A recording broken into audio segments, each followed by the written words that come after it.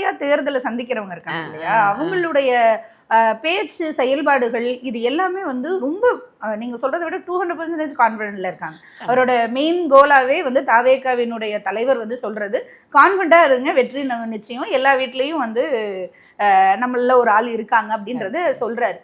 இதை நீங்க எப்படி பாக்குறீங்க? இந்த களம் வந்து அதிமுக திமுக நாம் தமிழரை தாண்டி இப்படி ஒரு கட்சி வந்து இவ்வளவு தூரம் சொல்றதுக்கான விஷயங்களை விட்டது வந்து இங்க மெஜாரிட்டியில இருக்க இந்த 2 கட்சிகள் நினைக்கிறேன். அது கட்சியா காட்சியாங்க, அது எங்களுக்கு ரொம்ப டவுட்டுங்க. ஏன்னா நாங்க வந்து தப்பாவே நினைக்காதீங்க, எங்களுக்கும் வரட்டும், எல்லா ஜனநாயக நாடு படத்தை பத்தி பேசலைங்க.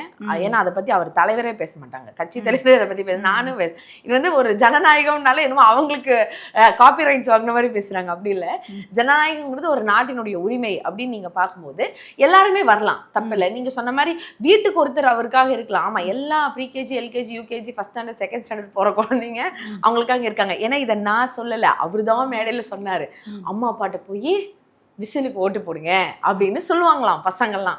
அப்போ பசங்க சொல்லி அம்மா அப்பா கேட்பாங்களா, பசங்களுக்கு எது நல்லது கெட்டதுன்னு அங்கே இருக்க பெற்றோர்கள் யோசிக்க மாட்டாங்களான்றது ஒரு விஷயம்.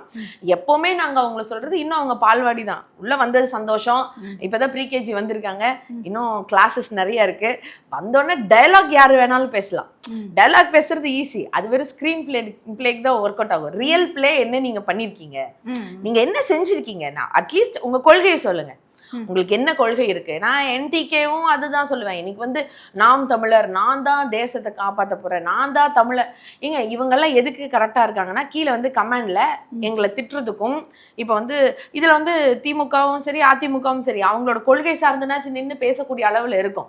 இது வந்து சும்மா ஒரு மேடை கிடைச்சிருச்சு நின்று அப்படி இப்படின்னு ஆட் பூட்டுன்னு பேசுறதுனால அந்த பேச்சுல கவரப்பட்டு சில பேர் வந்து இது பண்றது எல்லாம் நம்ம அப்படி எடுத்துக்க முடியுமான்னு தெரியல.